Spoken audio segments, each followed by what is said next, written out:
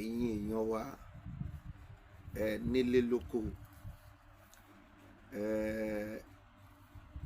àwọn èèyàn wa tó ní làákàyè,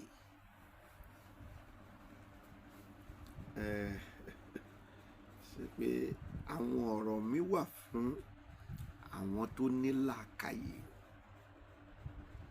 Bẹ́ẹ̀ ni, àwọn tó mọ̀ mí mọ̀ pé kì í ṣe ẹni tí kò ní ọpọlọ òun ni ọ̀rọ̀ mi wà fún. Gbogbo ìgbà tí n bá gbé àwọn ọ̀rọ̀ jáde báyìí, kì í ṣe ọ̀rọ̀ tí kò ní ọpọlọ, ọ̀rọ̀ tó ní ọpọlọ ni. Mo come across fídíò kan,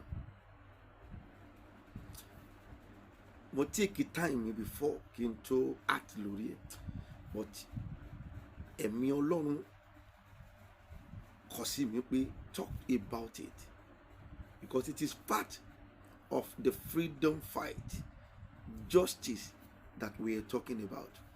Now, nínú fídíò yìí mo padà rí wípé ó dàbí wípé ojú àwa ọmọ Nàìjíríà, kì í ṣe mi, ojú tèmi ti là. Ojú àwọn tó dẹ̀ ní ọpọlọ tí wọ́n máa ń gbọ́ fídíò mi, mo mọ̀ pé ojú àwọn náà ti là tipẹ́. Fún àwọn tí ojú wọn ò wá tí là, tí wọ́n sì wà nínú ìdè ìjọba, òun lèmi fẹ́ jẹ́ kẹ́ ẹ jọ ẹ share fídíò. Ṣẹ́rí fídíò yìí gbọ́dọ̀ dọ́dọ̀ Légé. Ẹ jẹ́ kó yé pé orúkọ tèmi ní Baba Confirm JP. Bẹ́ẹ̀ ni, mo máa ń tẹnu mọ́ ohun tí Ọlọ́run bá ní kí n má gbẹnu sí, mi ń gbẹnu sí. Ṣùgbọ́n tí n bá béèrè tó ní kí n ṣe, mi kì í tẹ́ńbẹ̀. Gbọ́ mi Légé o, mo mọ̀ pé ó máa ń búyàn dáadáa, lọ béèrè mi dáadáa. Mo máa ń sọ nìyẹn tí n bá fẹ́ jà. Orúkọ tèmi ní Baba Confirm JP. I am a prophet, I'm a spiritualist. I run a spiritual church and I do spiritual work. Mo ń bá Légé Miami sọ̀rọ̀ nínú fídíò yìí. Listen, enough is enough. Wá rí pé mi ò wá lórí pé ẹ̀ ń connect àwọn obìnrin mọ́ ọkùnrin, kò sí ohun tó kàn mí. But ẹ jọ Légé, gbọ́ mi dáadáa. Àwọn tó ṣe fídíò fún mi, gbogbo wọn ò gbóhùn wọn mọ́ o. Lọ béèrè ẹni tó ń pè ní Baba Confirm JP dáadáa, lọ wá ìdí mi. Mi ò wá lórí pé ohun tí kò right, ohun tí mo wá sọ ìṣe, ohun tó right ni mo wá bá ẹ fún. Kò sí nǹkan tó kàn mí pẹ̀lú pé òun fi èèyàn ọkùnrin fóbìnrin, fine. Àwa ò ní nǹkan kan sọ lórí ẹ̀, ṣùgbọ́n ibi tó gbẹnu lọ yìí, tó fẹ́ join ní hand pẹ̀lú àwọn tí wọ́n enslave Nàìjíríà nítorí penny tí wọ́n ń fún yín. Ẹ̀tẹ́yìn náà, no wonder ṣé bẹ́ẹ̀ ṣe ń join ní àwọn obìnrin mọ́ ọkùnrin yìí náà, òun lẹ́lẹ́ fi kọ́ ilé. Talk to me. Ṣé owó yẹn lẹ fi kọ́ ilé? No wonder ẹ ṣẹ̀ṣẹ̀ ń gbé Légé Miami, ẹ ṣẹ̀ṣẹ̀ ń gbé action yín jáde ní wípé kì í ṣe owó yẹn lẹ fi kọ́lé o. Ìròyìn tó ń jó lórí omi, nǹkan kan wà ń bẹ o. Ìwọ lẹ́nu ẹ̀ ó jáde, ìwọ sọ wípé Ṣèyí Tinubu is still coming back to be the governor of Lagos State. Right, we have said that already. God have said that. Pé gbogbo ọ̀nà ló máa jẹ́ kó ṣe láti lè jẹ́ kí Ṣèyí Tinubu kó di gómìnà Èkó. Ṣùgbọ́n jẹ́ kí n sọ fún ẹ, kò wá ń ṣe lẹ́nu ìwọ Légé. Àṣé gbogbo ohun tí ẹ̀ ń ṣe, tẹ máa lé kọ́lé, tẹ máa lé ṣe gbá, ẹ ra mọ́tò ńlá. Àṣé owó tèmi àti tàwọn èèyàn, àwọn ọmọ Nàìjíríà, òun ni àwọn Ṣèyí Tinubu ń kó fún yín, àbí àwọn tó ń ràn yín níṣẹ́, owó yẹn ló ń kó fẹ̀yìn. Ìwọ náà wà nínú àwọn tó ń fìyà jẹ àwọn ọmọ Nàìjíríà. O ò lè gbẹnu ọmọ Nàìjíríà kó sọ òtítọ́. Ládùúrú ìyà tí ìran Tinubu fi jẹ wá lórílẹ̀‐èdè Nàìjíríà. Ìwọ Légé ló wá ń sọ wípé nǹkan báyìí ni Tinubu ni Ṣèyí is coming. Ṣèyí will do it right. What can Ṣèyí do right? You want to put us in another danger. Èní kọ́ lẹ ti ń ṣe, gbogbo yín tẹ rí ni tẹ wà lórí íńtánẹ́ẹ̀tì tẹ máa ń show flashy house flashy igbá, gbogbo yín la mọ̀ pé lábẹ́ ìjọba òkùnkùn yìí ilẹ̀ ti ń jẹ, kì í ṣe ohun tẹ gbé dání lẹ̀ jẹ. Èmi ò bẹ̀rù yín o, lẹ́gẹ̀mí àmì mi ò bẹ̀rù ẹ o, ṣùgbọ́n àwọn tó ṣe ṣó fún mi jẹ́ kí n sọ fún ẹ, wọn ò gbóhùn wọn mọ́ wàláì. Tó pé ohun tí mo wá sọ yìí lórí òtítọ́ ni, a máa táṣì fídíò yìí, fídíò bíi tí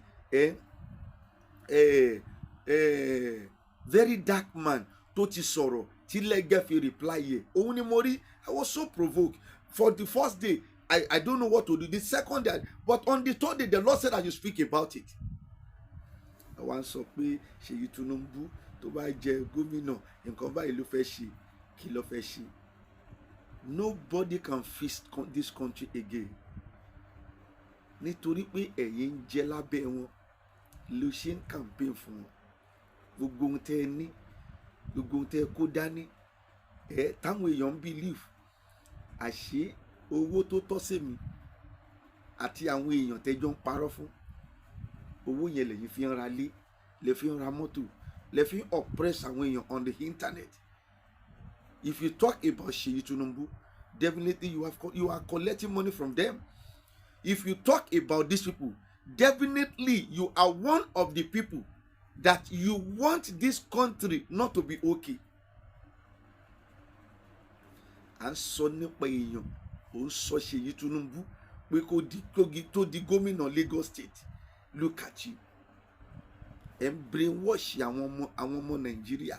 Àwọn èèyàn náà dẹ̀ ń tẹ̀lé yín, àwọn tí wọn ò lọ́pọlọ wọ́n ń tẹ̀lé yín, wọ́n ń rẹ́rìn-ín.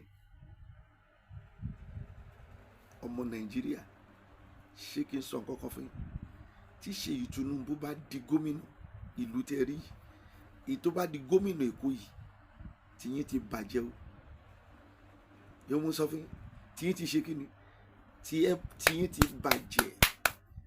Ṣùgbọ́n èmi mọ̀ pé ó máa di gómìnà, kò sọ wá agbára ló máa fi débẹ̀.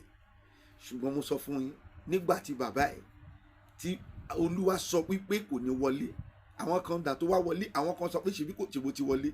Ẹ béèrè lọ́wọ́ bàbá Ṣèyí Tinubu, ẹ béèrè lọ́wọ́ Tinubu pé ṣó wọlé, tí kì bá ń ṣe ọ̀nà èrú tó fi jókòó síbẹ̀. Ìwọ gan fún rẹ tó béèrè tó bẹ̀rẹ̀ sí sọ pé ṣe Tinubu ti wọlé, ṣé mo rí ayé mi? Ìwọ gan mọ̀ pé Tinubu ò wọlé, èrú ló fi wọlé. I am an activist. I speak the mind of God. I am not a blogger. Èèyàn kọ́kọ́ rán mi sẹ́nikẹ́ni, ìránṣẹ́ Ọlọ́run lèmi. Ọlọ́run ló rán mi sí ẹ̀yin ọmọ Nàìjíríà pé kẹ́ ẹ tètè wake up. Báyìí kí gbogbo ẹ má padà bàjẹ́ fún yín pátápátá. Ẹ bá tún padà gbé Ṣèyí Tinubu tí ẹ ẹlẹ́ẹ̀tì kí ẹ knock gbogbo APC kẹ́ knock wọn out. Yeah. Kí nǹkan míì kó ṣẹlẹ̀ lÉkòó tí APC bá tún wọlé fún Èkó yìí, òun ni mo sọ yìí. Ẹ̀yin ọmọ Èkó, ẹ jẹ ìyà gan. Ẹ̀yin ọmọ Èkó, ẹ jẹ ìyà débi wípé ẹ ò ní níbi tẹ́ fẹ́ sùn gan. Ṣé bẹ́ẹ̀ ṣe ń sún abẹ́ bridge? Ṣebí abẹ́ bridge ni Sanwó-Olú ló ń fọ́ kiri báyìí, tẹ́ ń fọ́ gbogbo ẹ̀ kiri, ẹ ṣe ń sún bẹ́ẹ̀. Ẹ ò ní sún abẹ́ bridge mọ́sẹ̀, ẹ máa padà sílùú yín ni. Kí Ṣèyí Tinubu tó bá wọ gómìnà l'Ékòó, if you cannot come out, kẹ́ jẹ́ ká fi ẹnu síbi kan, ká láàfẹ́ wọn, ká vote wọn out of the game. Ẹ̀yin lẹ máa jẹ́ yẹ́ o. Mo tọ́lọ́run rán mi sí ní lẹ́gẹ̀mí àmì. Má ṣì àwọn èèyàn lọ́nà, má ṣì àwọn èèyàn darí nítorí owó tẹ̀ ń gbà. Ṣé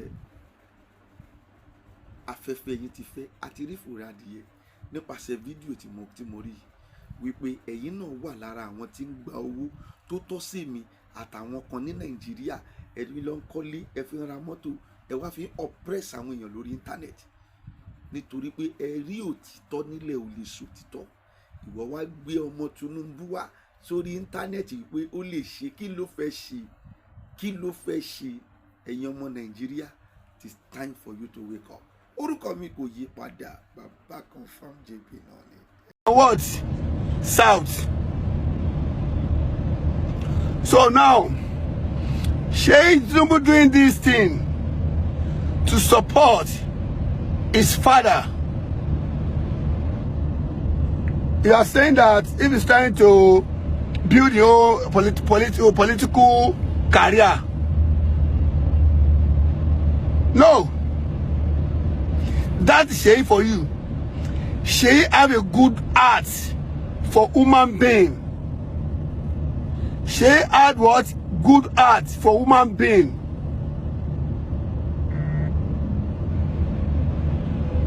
Sheikh is a politician. He's not a politician. When did they come? We all see. But Sheikh is coming. Thank you, good people with good hearts. Very dark man. Ciao, my brother. I got here. Very dark man.